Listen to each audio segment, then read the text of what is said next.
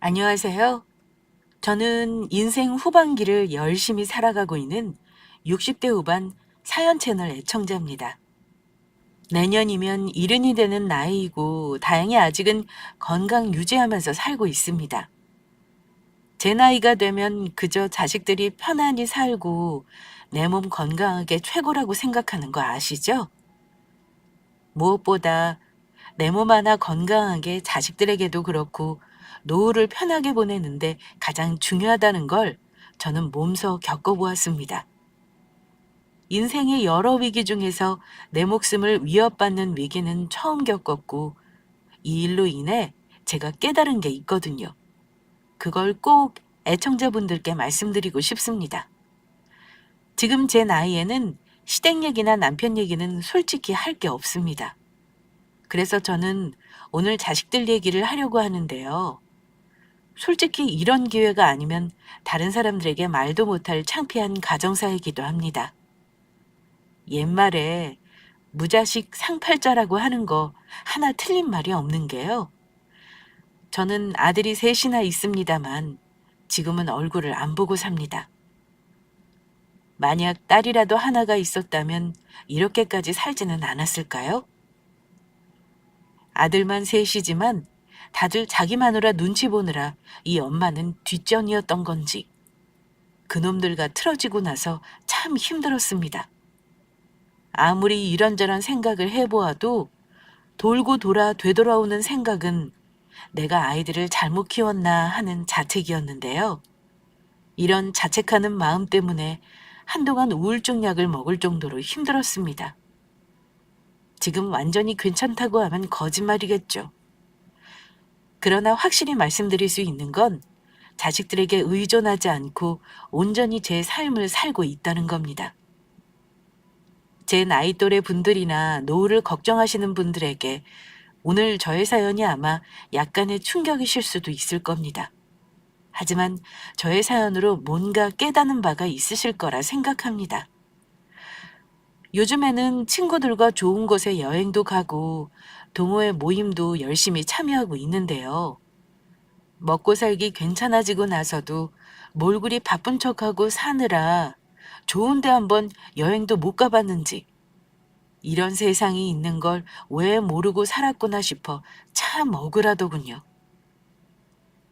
저와 요즘 친하게 지내는 2살 많은 동기 언니 하나가 있는데 그 양반은 결혼시킨 자식이 둘 있습니다만 저에게 이런 말을 해준 적이 있습니다. 세월 빠르다고 생각은 했지만 이렇게 눈 깜짝할 새에 일흔이 될 줄은 몰랐어. 그래도 아직까지 크게 아픈 데였고 자식들 별탈 없이 사니까 그것만으로도 인생 성공이다 생각이 드네. 형님은 정말 성공한 거죠. 나는 하나도 없는 딸이 둘이나 있고 다들 가까운 데 모여 사니 얼마나 좋아요? 아들들은 참 쓸모가 없는 게 다들 마누라 눈치 보고 사느라 바쁘니 나는 자식이 아예 없다 생각하고 사네요. 자식이다 그런 거지. 자네 보기에 내가 좋아 보이나? 근데 그렇지만도 않아. 자식은 나이를 먹어도 자식이야. 늘 부모한테 끝없이 바라기만 하거든. 어찌 보면 무자식이 상팔자라는 말이 딱 맞아. 원래 남의 사는 모습이 더 좋아 보이기 마련이라 가끔 쓸쓸할 때도 있겠지만 내 보기에는 자네가 제일 속 편하게 산다 싶어. 그러니까 자식들 때문에 속 끓이지 말고 이제부터는 내 인생 내 건강 챙기면서 재미나게 살아. 한 번 죽을 뻔했으니 인생 짧다는 거 확실히 알았잖아. 그래요. 형님 말이 맞네요. 저도 이제는 속 안 끓이고 내 생각만 하면서 내 돈 다 쓰고 가렵니다. 그래.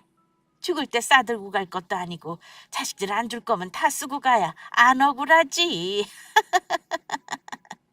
농담 반 진담 반으로 하는 소리라는 거 알면서도 참 위안이 되더군요. 먹고 살만해진 지금이지만 저는 꽤나 인생이 가여웠습니다. 흔히 말하는 청산과부 알죠? 제가 딱 그거였습니다. 게다가 어린 자식들이 주렁주렁 달려 있어서 제가는 아예 생각도 하지 않고 살았죠. 제가 남편을 암으로 먼저 보낸 게 벌써 20년이 넘었네요. 40대 초반 나이에 남편 먼저 하늘로 보냈고 그 당시에 우리 큰아이가 중학교 2학년이었습니다. 밑으로 2살, 3살 터울의 아이들이 둘이나 있었고요. 한창 아빠가 필요할 나이에 혼자 된 거라 아들 셋과 매일 전쟁 같은 시간을 보내고 살았던 게 기억납니다. 남편이랑 둘이서 장사하던 식당은 온전히 저의 몫이 되었고 치열하게 살아왔습니다.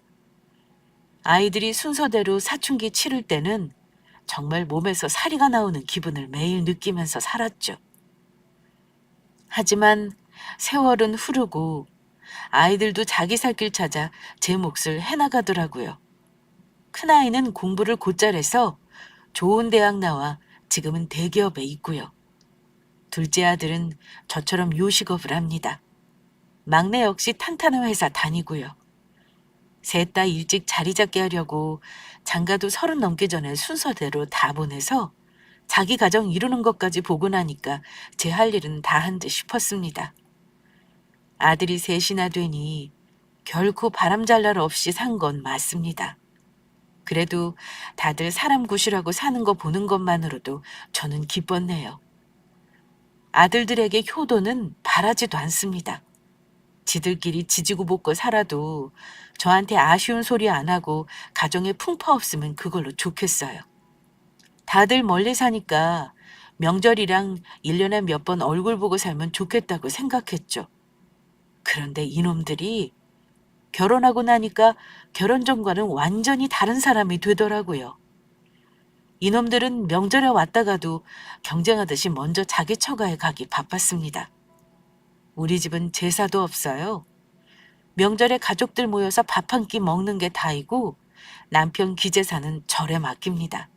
그러니 며느리는 편할 거라고 생각했는데 이것 또한 시어머니 입장이었나 봅니다. 제일 먼저 장가간 큰아들은 아이들 낳고 나서는 아예 혼자 내려오더라고요. 그래서 왜 혼자만 왔느냐. 나도 손주들이 보고 싶다고 하니 머쓱해하면서 이러더군요. 집사람이 이제는 나 혼자 내려갔다 오래요. 애들 데리고 왔다 갔다 하는 거 힘들다네요. 물론 1시간 거리긴 해도 애들 건사하는 건 집사람이 힘든가 봐요. 매번 이러겠다는 거 아니고 애들 어느 정도 클 때까지만요. 우리 제사도 안 지내는데 굳이 집사람이 올 필요 없잖아요. 그래도 명절에 한 번 시간 내서 얼굴 보는 건데 그게 싫다고 하니? 니들 온다고 내가 밥을 시키니 일을 시키니? 암튼 본인이 힘들다는데 내가 뭘 어쩌겠어요.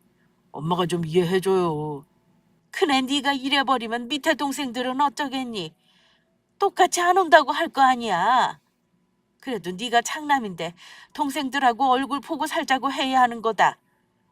엄마 장사하느라 바빠서 명절 빼고 시간도 못 내는 거 뻔히 알고 있잖아. 이번에는 그냥 넘어가 주세요. 다음번에는 제가 잘 얘기해서 오는 쪽으로 해볼게요, 엄마. 한창 아이들 키우느라 힘들고 바쁜 걸 왜 모르겠습니까? 하지만 제가 와서 음식 차리는 거 시킨다거나 뒷정리를 시킨 것도 없습니다. 저는 오히려 그런 거 아들들을 시켜요. 물론 며느리들이 시댁인 우리 집에 와서 손 하나 까딱 안 하고 놀았다고는 말 못하죠. 하지만 며느리가 시집에서 아무것도 안 하고 있는 것도 참 불편한 겁니다. 둘째, 셋째는 오긴 했지만 큰아들이 그래버리니 눈치가 영 이상하더군요. 그날부터는 서로 무슨 말이 오갔는지 명절에 다 같이 모이는 일 없고 순번을 정해 돌아가면서 집에 내려오더군요. 아무리 나이가 들어도 눈치는 백단인 접니다. 다 알면서도 모르는 척 하는데도 참 서운했던 것이 사실입니다. 각자의 삶을 꾸리느라 바쁜 건 엄마인 제가 왜 이해 못하겠나요? 하지만 어버이날에도 찾아오는 거 바라지 않고 그냥 전화 한 통 정도만 바란 건데 그것마저 안 하는 거 보니까 서운하기보다는 괘씸한 마음이 들기까지 했습니다. 엄마인 저를 귀찮아하는 거 알았지만 그래도 저는 늘 애들 잘 살기만을 바랬습니다. 물론 큰 사건을 겪고 나서 그 생각은 바뀌었죠. 저는 고된 인생을 살긴 했지만 건강은 나름 자신이 있었습니다. 여자치고는 이 나이에 또래들 중에 키도 큰 편이고 자세도 꼿꼿해요. 60대 초반까지는 아주 쌩쌩했습니다. 무릎도 좋았고 다들 갱년기 때 아프다고 하지만 몸을 하도 많이 써서 그런가 아주 힘든 거 없이 지나갔어요. 그래서 저는 제가 아주 건강하다고 착각을 하고 있었습니다. 누구나 병에 걸리는 거 생각하고 사는 사람 없을 겁니다. 그런데 병이라는 건 서서히 예고하고 오는 게 절대로 아닙니다. 어느 날 갑자기 닥치는 불행은 저라고 피해가는 게 아니었습니다. 한동안 몸이 참 힘든 적이 있었습니다. 저는 나이 들어서 피곤한 줄로 착각하고 시간을 흘려보냈었네요. 피곤함이 지속되는 것도 문제였지만 가게 일을 쉴 수가 없으니 병원 갈 시간 내는 것도 힘들다는 게 문제였습니다. 계속 미루다가 이거 큰일이구나 싶었던 것은 갑자기 목에 있는 임파선이 크게 부어오른 걸 발견하고 나서였습니다.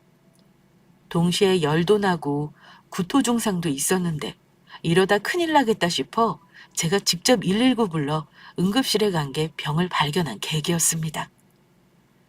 병원에서 아무래도 입원해서 검사를 받아보라는 권유를 받고 그날로 입원하게 되었는데요. 이때도 참 자식들 키워봤자 아무 소용 없다 싶더군요. 큰아들부터 차례로 전화를 돌렸는데요. 어느 하나 당장 내려오겠다는 놈이 없었습니다. 정호야, 엄마가 몸이 안 좋아서 119 불러서 왔는데 병원에 입원을 해야 한다 그러네. 하루 정도 시간 내서 검사하는 거 엄마 옆에서 도와줄 수 있니? 병원이요? 왜요? 엄마 아픈데 딱히 없으셨잖아요. 갑자기 아프신 거예요? 몸이 안 좋은 지 꽤 됐어. 근데 근래 영 몸이 안 좋다가 정신줄을 놓을 뻔했지 뭐니. 그래서 내 손으로 119 불러서 실려왔다. 왔더니 생각보다 뭐가 안 좋은 건지 병원에서 입원해서 검사를 좀 받아봐야 한다는구나. 집에서 아무것도 못 챙겨왔는데 네가 좀 와줄 수 있을까? 하지만 아들은 난감한 듯 대답했습니다. 엄마, 어쩌죠? 내가 지금 일을 빼는 게 너무 어려워요. 나 말고 정민이 한번 물어봐요. 그놈은 사업하니까 나보다는 시간이 많겠지. 엄마, 내가 좀 전화를 좀 끊어야 할 것 같은데. 다들 시간 안 된다고 하면 전화하세요. 내가 차라리 간병인 붙여줄게요. 간병인은 무슨 하루에 돈이 얼만데. 엄마가 지금 많이 아픈 것도 아니잖아. 암튼 알았어. 너는 못 온다는 거지? 저는 큰아들과 전화를 끊고 둘째, 셋째에게 똑같이 사정을 했지만 그놈들 중에 어느 한 놈도 와주겠다는 놈이 없더군요. 심지어 제가 어디가 아픈지는 묻지도 않았습니다. 그렇다고 며느리에게 말할 수도 없는 노릇이었죠. 괜히 이런 일로 며느리 부려먹고 시어머니 노릇했다는 말 듣기 싫었습니다. 어쩔 수 없이 입원해 있는 동안 가게 근처 장사하는 지인에게 부탁해 짐가방을 꾸려달라고 할 수밖에 없었죠. 입원한 김에 건강검진이나 제대로 하자 싶어 가볍게 생각했습니다. 그런데 이런저런 검사를 하면서 뭔가 상황이 심상치 않게 돌아간다는 걸 알았습니다. 의사는 보호자와 얘기를 해야 한다며 자식들이 와야겠다고 심각하게 말을 하더군요. 그때 직감했습니다. 아, 내가 어딘가 탈이 나도 단단히 났구나 하고 말입니다. 하지만 굳이 바쁘다는 자식들에게 전화를 또 돌리는 게 싫었고 부득불 저 혼자 모든 걸 감당하기로 마음먹었습니다. 자식들에게 나중에 알려도 달라질 건 없으니까요. 그렇게 입원해서 여러 검사를 받은 후 저에게 떨어진 병명은 뜻밖에도 악성 림프종 암이었습니다. 기수로 치면 사기라고 하더군요. 그동안 증상이 있었을 텐데 전혀 몰랐냐는 말과 함께 말입니다. 저는 병에 대한 상식이 많이 없는 사람이라 그게 얼마나 심각한 병인지 몰랐습니다. 죽을 수도 있다는 병이라는데 처음에는 와닿지가 않더군요. 앞으로 치료 계획을 듣는 순간에도 자식들 얼굴이 하나둘 머리를 스치기만 하지 하나도 귀에 들어오지 않았습니다. 저는 죽는 게 별로 무섭지 않다고 생각했던 사람인데도 그 말이 참 무섭더군요. 한편으로는 지나온 세월이 너무 억울하다 싶었습니다. 젊은 나이에 남편 없이 생고생해가며 가게 기우고 겨우 살만해졌더니 병을 얻어 죽을 수도 있다는 게 너무 허망해서요. 얼빠진 채 며칠을 보내다가 이래서는 안 되겠다 싶었습니다. 일단 내가 살아야 자식들도 있고 앞날을 생각할 수 있는 거니 해보는 데까지는 해봐야겠다 싶었습니다. 의사는 림프종 같은 혈액암은 말기라 해도 요즘 약이 좋아 적극적으로 치료해 볼 만하다길래 그 말을 믿어보기로 했습니다. 진단을 받고 항암 계획을 세운 후 일단 퇴원을 하기로 했는데 일단 자식들에게는 알려야겠다 싶었습니다. 그래서 지난번과 마찬가지로 자식들에게 전화를 돌렸어요. 전화로 할 얘기는 아니니까 묻지 말고 이번 주말에는 모두 엄마 집으로 모여라. 왜 엄마? 급한 일 아니면 그냥 지금 하지. 야 이놈아, 엄마가 그럴 일이면 내려오라고 하겠니? 어쩜 한 번을 엄마 말대로 하는 적이 없어? 아유, 알았어요, 알았어. 엄마, 근데 어디가 많이 안 좋은 거예요? 생전 그런 적 없더니만 오늘따라 왜 이리 날카로워요? 일단 알겠어요. 제가 애들 연락해서 무조건 모이라고 할게요. 한번 모이라는 게 이렇게나 어려운 일이었습니다. 어쨌든 아들들이 어렵게 모인 만큼 저는 담담하게 병에 대해 털어놓았습니다. 너희들 잘 들어. 오늘 모이라고 한 거 짐작하겠지만 좋은 일은 아니다. 엄마가 암이라는구나. 악성 림프종이란다. 그것도 사기고 지금 당장 치료 안 하면 많이 안 좋대. 너희들 도움이 필요한 일이 생길 것 같아서 보자고 한 거야.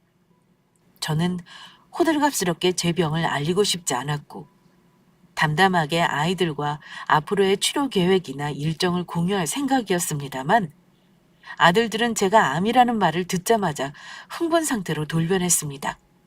아마 엄마가 큰 병에 걸릴 수도 있다는 건 생각도 않고 살았을 테니 오만 가지 생각이 들었을 겁니다. 그럼 치료는 언제부터 하는 거예요? 엄마, 보험 든든히 들어놨죠? 암 걸리면 집안 하나 거덜내는 거 시간 문제라는데 진짜 걱정이다. 엄마, 암보험 말고 실비는 들어놓은 거 있어요? 이럴 줄 알았으면 암보험 좀 든든하게 들어놓으시지. 일단 보장되는 거 진단비 어찌 나오는지 알아봐야겠네. 당장 치료는 언제부터 하는 거예요?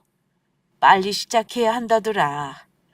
너희는 엄마 걱정은 안 되고 보험 들었는지가 궁금한 거냐? 엄마. 당연히 엄마 걱정되니까 하는 소리죠. 병원은 언제 가요? 일단 형들은 바쁘니까 내가 엄마랑 같이 갈게요. 의사 만나서 엄마 상태 어떤지 정확한 게 설명은 들어야죠. 엄마, 너무 걱정 마요. 요즘 암이 뭐 죽을 병도 아니잖아요. 내 주변에도 죽는다 하면서 10년 넘게 사는 분도 있어요. 치료할 수 있으니까 염려 말아요. 그나마 막내 아들 하나만 저 걱정하는 말을 해주더군요. 하지만 이내 아들 셋은 제 보험 증서를 가져오라고 하더니 진단비며 치료비며 얼마를 받을 수 있는지 따져보기 시작했습니다. 엄마 지금 가용자금이 얼마나 돼요? 일단 치료가 한두 푼 드는 거 아니니까 잔고 좀 넉넉하게 해놓으려면 처분할 수 있는 재산은 미리 처분해 놓는 게 나을 것 같은데. 일단 엄마 집은 놔둬야 할 테고 가게랑 보험부터 다 정리하는 게 어때요? 엄마 재산을 정확히 말해주면 내가 알아서 정리해 볼게요. 글쎄다. 아직 본격적으로 치료한 것도 아니고 벌써부터 내 재산을 처분해야 하는 건 이르지 싶은데? 엄마, 엄마 노후자금 이집하고 가게 하나밖에 더 있어요? 그나마 보험을 들어놨으니 다행이긴 한데 어쨌든 암 치료가 생각보다 돈이 많이 든대요. 우리가 돈이 많으면야 걱정 없겠지만 다들 살기 바쁜 거 아시잖아요. 엄마, 서운하다 생각하지 말고 일단 우리한테 전부 얘기해 주세요. 그래야 우리도 대책 세우죠. 형, 일단 내가 의사 만나서 항암하는 거랑 치료비 어느 정도 드는지 대강 알아볼게. 엄마, 엄마 현금 모아놓은 거 그래도 있으시죠? 그리고 식당은 당분간 접어야겠네요. 돈도 돈이지만 엄마 치료하려면 장사하는 거 쉽지 않을걸요? 근데 당장 월 수입이 확 줄어서 그게 걱정이네. 우리도 다들 먹고 살기 바빠서 엄마 보태주는 게 쉬운 일은 아니거든요. 엄마, 차라리 엄마 통장이랑 재산 처분하는 거 나한테 이름하는 게 어때요? 어차피 언젠가 엄마 죽으면 다 우리 줄 거였으니까 미리 대비해서 내가 알고 있는 것도 괜찮을 것 같은데요. 저는 아들들이 나누는 대화를 들으며 줄곧 마음속에서 뭔가 끓어오르는 화를 참고 있었는데 큰아들 놈이 자기에게 통장을 맡기라는 말을 듣고 울컥하고 말았습니다. 뭐야? 야 이놈아! 너는 엄마가 당장 죽을지도 모른다는데 엄마 통장을 달라는 말이 먼저 나오니? 됐다. 난 니들한테 치료비 한 푼도 도움받을 생각 없고 내일 당장 죽어도 같이 병원에 있어 달라는 말 안 할 테니까 걱정 말어. 내가 너 이러려고 오늘 부른 줄 알아? 물론 현실적인 걱정이 먼저라는 거 저도 압니다. 하지만 제가 서운한 건 아들들이 저보다는 병 치료하는 데 들 돈 걱정에 제 재산이 얼마 있는지부터 파악해 자기들이 부담을 지지 않으려 하는 모습에 서운했던 겁니다. 엄마, 서운할 게 아니라니까요. 자식들 입장에서는 당연히 걱정할 수 있는 거죠. 형 말이 맞아요. 저 요즘 장사도 잘 안 돼서 어려운 거 아시잖아요. 근데 엄마 치료비까지 부담하라 그러면 진짜 우리 집사람한테 할 말이 없다니까요. 일단 엄마 치료비 걱정되는 건 사실이에요. 엄마가 장사해서 벌어봤자 큰돈 아닌 거 뻔하잖아요. 아들들은 원래 현실적이라는 거 키우면서 알고는 있었습니다. 하지만 내가 뼈를 갈아 넣어가며 키워놓은 자식들이 막상 엄마가 병에 걸리니 돈부터 걱정하는 거 보고 참 내가 자식들을 잘못 키웠구나 하는 생각까지 들었습니다. 애들 보내놓고 나서 그날 잠 못 이루며 생각했던 건 무조건 내가 암을 이겨야겠다는 거였습니다. 아들들 말도 아주 틀린 건 아니긴 합니다. 하지만 적어도 자식들에게 짐짝 취급은 받지 말아야겠다 싶더군요. 조금이라도 컨디션이 따라줄 때 재산이든 뭐든 정리해 놓아야겠다고 결심한 저는 치료를 받는 도중에 주변 정리를 시작했습니다. 아들들은 막상 제가 치료를 시작하니 호들갑스럽던 처음과는 전혀 다르게 조금씩 별거 아니라는 듯 생각하더군요. 다행히 제 병이 공격형은 아니라 진행이 빠르지 않았던 게 다행이라면 다행이었습니다. 하지만 수술하고 나서 항암까지 하는 동안 저 혼자 버티기에는 힘든 시간이 많았습니다. 수술하고 나서 아들이 오긴 했는데 다들 생업이 있으니 간병인을 붙여주더라고요. 며느리들이요? 저 치료하는 동안 각자 2번 정도 와서 들여다보고 간 게 전부입니다. 한 번은 제가 너무 몸이 안 좋아서 구급차에 실려간 적이 있었습니다. 그때는 어쩔 수 없이 아들을 불렀는데요. 그때는 쇼크가 올 정도로 상황이 좋지 않았습니다. 다행히 한 곱이 넘기고 나니 삶과 죽음이 참 덧없다는 생각이 드는 겁니다. 내가 이렇게 갑자기 안 좋아져서 죽을 수도 있다는 생각이 들자 이대로 애들과 떨어져 지내는 게 두렵기도 했습니다. 그래서 아들들에게 마지막이라고 생각하고 부탁을 했습니다. 엄마가 이러다가 어느 날 갑자기 죽을 수도 있겠구나 싶어. 나는 제일 무서운 게 혼자 있을 때 죽는 거다. 아마 내가 얼마 못 살지 싶다. 나는 다른 건 아쉽지 않다만 너희들 얼굴도 못 보고 죽을까봐 걱정이야. 너희도 바쁘겠지만 여건 되면 힘들어도 번갈아 내려와서 엄마 좀 들여다봐 줄 수 없겠니? 엄마 마지막일 수도 있는 시간은 가족들이랑 같이 보내고 싶어서 그런다. 들어줄 수 있지? 하지만 아들들은 엄마가 죽을지도 모른다는 거에 관심이 없어 보였습니다. 적어도 제 느낌에는요. 엄마, 우리도 생업이 있는데 일주일에 한 번씩 내려오는 건 힘들죠. 게다가 애들이 어려서 쉬는 날에는 애들하고 시간도 보내줘야 하고요. 엄마가 매주 내려오라는 거 아니잖아. 아니면 엄마가 병원 갈 때 니들 집에 하루씩 머무는 것도 어렵겠니? 엄마도 참, 그건 집사람한테도 허락을 받아야 하는데요. 엄마, 어차피 가망 없는 거면 굳이 그럴 필요 있어요? 집에서 차라리 편히 쉬면서 통증 조절만 하신 게 어때요? 니들은 엄마가 죽을지도 모른다는데 마누라 눈치나 보고 바쁘다는 핑계만 대는구나. 엄마 보험금이랑 재산에는 관심 많으면서 죽을지도 모른다는데 고작 이렇게밖에 못해? 엄마 정말 서운하다. 그럼 그냥 형이 형수랑 상의해서 엄마랑 당분간 지내는 게 어때? 뭐? 우리 집사람이 그거 허락할 것 같냐? 절대 안 돼.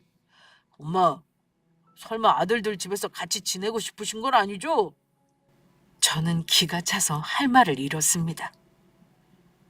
그래. 내가 설마니 니들 집에 살겠다고 하겠니? 됐다. 못 들은 걸로 하고 다들 돌아가. 내가 수술하고 항암하면서 기댄 적 있었어? 니들 보면 꼭 엄마가 죽기를 바라는 것 같다. 엄마, 이렇게 감정적으로 나올 문제가 아니죠. 솔직히 엄마 아픈 건 엄마 문제지. 엄마 때문에 우리가 일상생활을 안 할 수는 없잖아요. 번갈아 가면서 한 달에 한 번 내려오는 게 일상생활을 못하는 거야? 엄마는 정말 서운하구나. 엄마는 우리 얼굴 보자고 이러시는 거지만 우리는 직장 다니는 것도 힘들고 마누라 눈치에 육아에 진짜 힘들다고요. 엄마는 왜 엄마 생각만 해요? 아무튼 우리도 시간 내서 상의해 볼 테니까 당장 죽는 것도 아니면서 엄살 그만 부리세요. 엄살? 너 지금 엄마한테 엄살이라고 했어? 아픈 엄마한테 그러는 거 아니다. 이럴 거면 아예 오지 마. 너희들 다 올 거 없으니까 가라. 나는 다 포기할 테니까 그런 줄 알아. 저는 큰아들 말에 너무 서운한 나머지 아예 오지 말라고 하고 나가라 했습니다. 성질 욱하는 면이 있는 큰아들은 아픈 저에게 좋아요. 엄마가 오지 말랬으니까 우리 진짜 안 와요. 우리도 엄마 때문에 간병인이니 뭐니 애쓰는 거 안 보이냐고요. 엄마가 포기한다니까 어쩔 수 없죠. 나중에 다 죽을 때 되면 연락하세요. 임종 때나 얼굴 보자고요. 엄마더러 죽으라고 아예 기도를 하지 그러니. 큰아들이 급발진하면서 화를 내자 두 아들은 말리는 듯 했지만 이내 자기 형 눈치 보더니만 다 같이 우르르 나가버리더군요. 자식 키워놔봐야 소용없다는 말들 많이 하지만 딱 이럴 때 쓰는 말이 아니고 뭐겠습니까? 그리고 그때 알았습니다. 내가 애들한테 주려고 아등바등 모아봐야 쓸데없는 짓이라는 것을요. 저는 그날 이후 자식들에게 아예 연락을 하지 않고 치료에만 집중했습니다. 이놈들은 정말 저 죽을 때나 올 생각인지 연락을 먼저 하는 법이 없었습니다. 누가 이기나 보자 하는 마음으로 투병 생활을 이어갔는데요. 다행히 주변에 30년 넘게 알고 지내는 친구들과 지인들이 저를 많이 챙겨주고 도와줬습니다. 그리고 정말 기적적인 일이 일어났습니다. 저의 노력과 기도 덕분에 암 판정받고 수술부터 항암, 그리고 회복하는 2년간의 시간이 흐르고 얼마 지나지 않아 완전관의 판정을 받게 되었습니다. 암은 완치라는 말이 없는 거 아시죠? 한 번 암에 걸렸으니 남은 여생은 계속 암과 싸우며 살아야 하는 겁니다. 하지만 당장은 몸에 암세포가 사라졌다고 하니 저에게는 완치나 다름없는 말로 느껴졌습니다. 동네 친구들이며 제 가게 주변 상가 지인들이 얼마나 자기 일처럼 기뻐해줬는지 모릅니다. 그 시간 동안 내 자식들은 어찌했는지 궁금하신가요? 제가 아픈 와중에 둘째 아들 레아는 제주도 한 달 살이도 하고 해외여행도 가고 잘들 살았더군요. 그래도 둘째, 셋째는 제가 살았는지 죽었는지 가끔 문자나 전화는 했습니다만 그중에서 성질 제일 우악스러운 큰 놈은 생전 한 번 연락도 없었습니다. 막상 죽을 고비 넘겨가며 명주를 늘리고 보니까요. 자식들에 대한 분노가 커져가기 시작했습니다. 남은 인생이 1년이 될지 10년이 될지는 몰라도 내 인생 살려면 자식들과 얽힌 문제를 정리해야겠다 싶었습니다. 그래서 저는 마지막으로 자식들과 자리를 가져보고자 했습니다. 자식들에게는 살짝 거짓말을 보태 다 같이 모이라 했습니다. 제가 죽을 때가 되면 보자고 했던 놈들이니 아마 죽는 소리를야 올 듯 싶었죠. 사실 몸은 완쾌되었지만 자식들에게는 임종할 때가 되었으니 얼굴을 보자고 했습니다. 그러자 그놈들이 득달같이 집에 모이더군요. 그런데 엄마가 죽을 때가 됐다는 말에 왔는데 제가 멀쩡히 앉아있자 다들 어리둥절해 했습니다. 엄마, 생각보다 상태가 좋아 보이네요. 우리는 엄마가 많이 아프면 요양원에 모실 생각하고 왔죠. 보이는 거랑은 다르게 내가 곧 죽을지도 모른다는구나. 기니 할 말이 있어서 너희들 다 불렀어. 너희도 짐작하고 있겠지만 내 재산 문제야. 그러자 큰아들은 엄마 재산이요? 혹시 우리 몰래 빚 저질러 놓은 건 없으신 거죠? 재산보다 빚이 많으면 안 물려받고 싶은데 엄마 가게나 이 집 처분해봐야 뭐 큰 돈 되겠어요? 엄마가 죽는다는데도 퉁퉁거리는 말투로 말을 하길래 저는 그동안 함고 있던 재산에 대해 털어놓았습니다. 엄마가 집이랑 가게만 있는 줄 알았어? 엄마가 너희들 잘 살게 하려고 얼마나 악착같이 힘들게 살았는지 정말 모르는구나. 그래, 그네 네 말대로 이 집이나 가게 권리금 받고 처분해봐야 무슨 큰돈 되겠니? 나도 안다. 그래서 내가 15년 전에 땅을 사둔 게 있었어. 근데 그 땅이 지금 많이 올랐다지 뭐냐? 사실 애들에게 말하지는 않았지만 제가 세종시에 땅을 좀 사둔 게 있었습니다. 살 때보다 무려 5배가 올라 지금은 거의 20억에 육박하는 땅이었는데요. 나중에 제가 가게를 못할 정도로 쇠약해지면 애들에게 다 정리해줄 생각으로 가지고 있었던 땅이었습니다. 사실은 그날 아들들에게 그 땅의 존재를 밝힌 이유가 있었습니다. 제가 땅의 존재를 말하니 예상대로 아들들은 눈이 2배로 커지더군요. 저에게 등기관리증을 보여달라고 하길래 숨기지 않고 보여줬습니다. 엄마, 이거 거의 로또나 다름없는데요? 진작 말해줬으면 우리가 엄마를 이렇게 놔두지 않았을 텐데 왜 이제야 말해요? 왜? 엄마가 진작 말했으면 잘했을 거니? 에이, 그런 말이 아니잖아요. 근데 엄마, 이 땅 어쩌시려고요? 뭘 어쩌겠니? 죽기 전에 팔 거다. 그래서 너희 부른 거야. 나는 똑같이 셋한테 나눠주려고 하니까 그리 알고 매매되면 내가 연락하마. 제가 공평하게 나눠주겠다 하자 둘째와 막내는 별말 없이 수긍하는 듯 했습니다.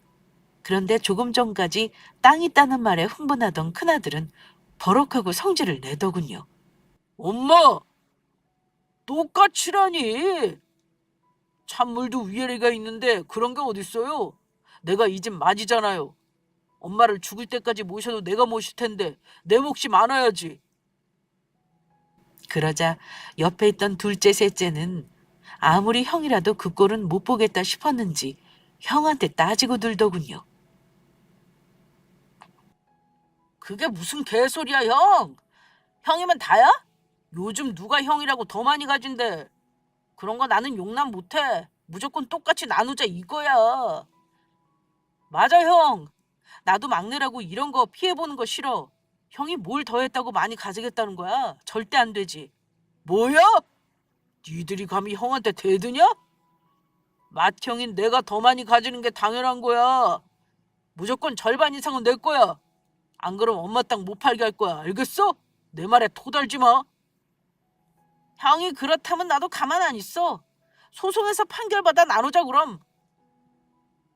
그놈들은 땅 주인인 나를 빼고 벌써 자기 것들이라도 된 것처럼 피 터지게 말싸움을 하더군요.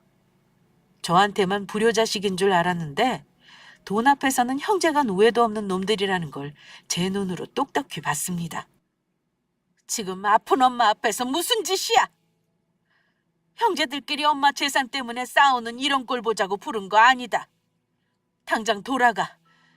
나중에 연락할 때까지 찾아오지도 말어라. 이럴 거 뻔히 알면서 너희를 부른 이 엄마가 바보였구나. 엄마, 어쨌든 형한테 절반 이상 주는 거 우린 결사 안 돼요. 나중에 땅 팔면 꼭 연락하세요. 아시겠죠? 저는 애들을 그 자리에서 쫓아내 버렸습니다. 생각지도 못한 재산을 받을 생각에 그놈들은 죽는다는 엄마를 잊은 듯 아주 발랄하게 돌아가더군요. 그리고 저는 고민 끝에 그 땅을 처분하기로 결심했습니다. 아들들은 제가 땅을 팔기로 했다는 말을 한 이후로 주말이 멀다 하고 번갈아 찾아와 제 동태를 살피더군요. 아마 빨리 죽기를 바랬을 수도 있습니다. 물론 정말 그랬다고는 생각하고 싶지 않지만요. 저는 몇 달 후 어렵게 땅을 팔았습니다. 그런데 애들은 제가 죽지 않고 혈색이 좋아지기만 하는 게 이상했나 봅니다. 저는 아들들에게 땅을 매매했다고 알렸는데 셋 다 아주 기쁨을 숨기지 못하더군요. 그런데 매주 따로 찾아오던 놈들이 어느 날 저에게 재산 문제를 상의해야겠다며 모이자고 하더군요. 땅은 팔았는데 엄마가 몇 달 동안 가타부타 말이 없으니 지들이 몸이 다른 거죠. 아들들이 이번에는 며느리까지 대동하고 나타나더군요. 며느리들도 생각보다 멀쩡해 보이는 저를 보고 내심 놀라는 듯 보였습니다. 그놈들 속내가 뻔히 보였지만 한 번은 겪고 넘어가야 할 일이긴 했습니다. 큰아들은 대뜸 이러더군요. 엄마, 얼굴 좋아 보이네요. 오늘 엄마 유언장 쓰는 문제 논의하려고요. 엄마 돌아가시고 나서 우리끼리 싸우는 걸 보고 싶으신 거 아니죠? 그럼 오늘 엄마 유언장 작성하고 공증까지 해놓자고요. 제가 절반 가져가는 건 100번 양보해서 3분의 1보다 조금 더 가져가는 걸로 하고요. 그런데 큰아들이 유언장 얘기를 하자 둘째와 막내가 아주 어이없는 소리를 하더군요. 땅 판 돈은 잘 가지고 계시죠? 그 돈 그렇게 묵혀봤자 뭐 하겠어요? 형은 유언장 쓰자고 하지만 솔직히 저는 반대예요. 엄마 살아있을 때 증여받고 싶어요. 저 이번에 가게 늘리는 거 아시죠? 사실 엄마한테 받을 땅값 생각해서 대출 풀로 당겨서 썼거든요. 그래서 좀 사정이 급해요, 엄마.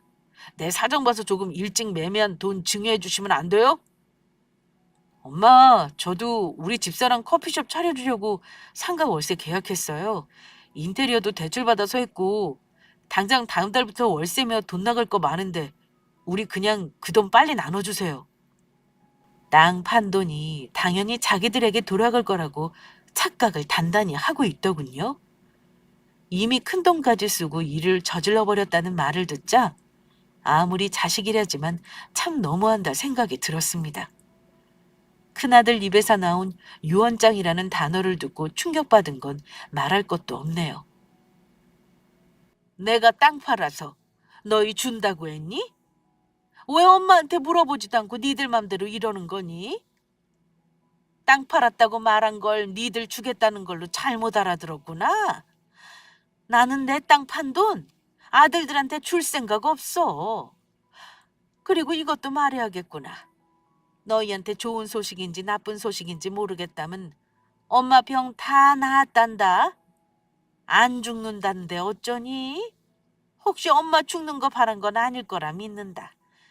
아무리 니들이 엄마 생각을 안 해도 죽기 바랬다고 생각하기는 싫구나. 엄마 다 나았고 땅 판 돈 줄 생각 없어. 엄마가 다 써버리고 죽을 생각이니 다들 돌아가. 그 말을 들은 며느리와 아들들은 놀라다 못해 뒷목까지 잡는 신용을 했습니다. 엄마, 근데 왜 우리한테는 죽는다고 거짓말했어요? 그럼 엄마 병은 다 나았다는 거죠?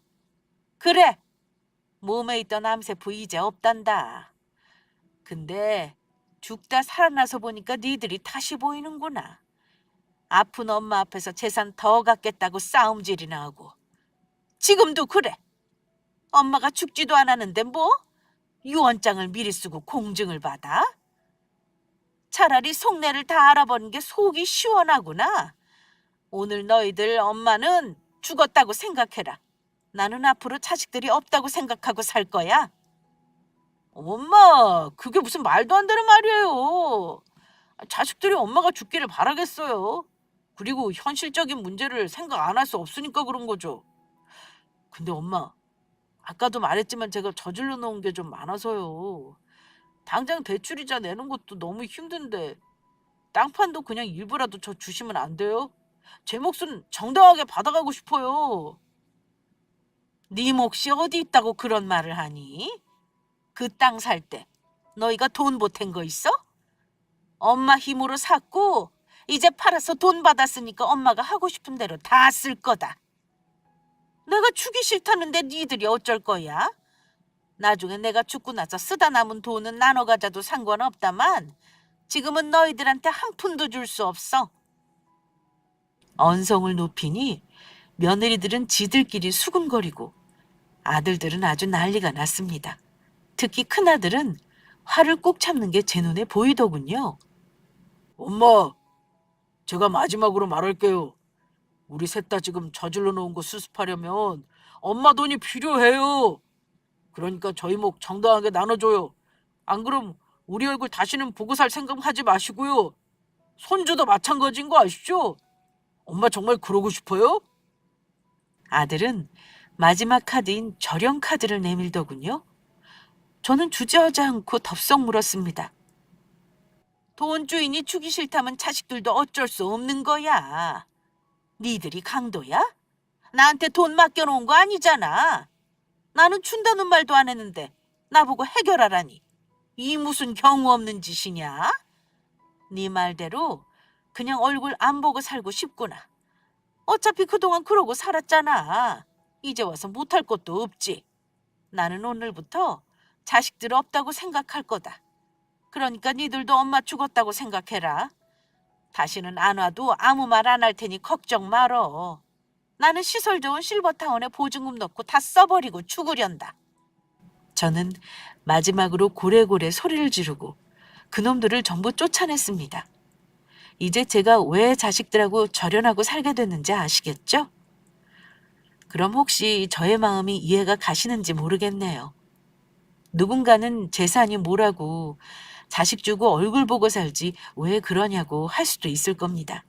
하지만 죽을 고비 넘겨가며 힘든 일 겪을 때 자식들이 등 돌리던 거 생각하니 용서가 쉽사리 되지 않습니다. 그 뒤 아들들과 완전히 연락을 끊어버린 저는 식당도 정리하고 지금은 매달 나오는 연금과 이자 소득 그리고 가게 월세로 제법 풍족한 삶을 누리며 삽니다. 나중에 정 외로우면 실버타운에 들어가는 방법도 고민하고 있습니다만 아직은 살던 동네에서 지내는 게 좋습니다. 저는 지금 삶이 덤이라고 생각합니다. 죽을 뻔했다가 살았으니 덤이죠. 그래서 남은 여생은 굳이 자식들에게 목매지 않고 저만 생각하면 살까 합니다. 물론 혹시 모를 사태에 대비해 유언장도 잘 써두었습니다. 죽을 때 남기는 재산이 있다면 사회에 환원하면 했지 아들들에게는 줄 생각이 없네요. 이런 얘기 해봤자 내 자식 잘못 키운 거 알리는 꼴 되는 것 같아 많이 망설였습니다. 하지만 더 나이가 들면 떠올리기도 어려울 것 같고 저 같은 갈등을 겪는 사람도 있다는 걸 알려드리고 싶은 마음에 용기를 내보았는데 제 사연 어떠셨을까요? 저에게 자식을 왜 그렇게 키웠냐? 혹시 저도 문제 있는 사람이 아니냐는 말은 함부로 하지 말아주세요. 대신 관심 있게 들어주신 분이 단 몇 분이라도 계신다면 저는 그걸로 만족할 것 같습니다. 내 나이 또래 구독자분들께 꼭 하고 싶은 말이 있다면 너무 자식을 전부라 생각하지 말고 살라는 겁니다. 그래야 자식들도 부모를 우습게 안 본다는 걸 저는 이 난리를 겪고서야 알았네요. 모쪼록 다른 분들 가정에 늘 사랑이 가득하시길 바랍니다. 구독자분들 늘 건강하시길 기원하며 사연은 여기서 마칠까 합니다. 감사합니다.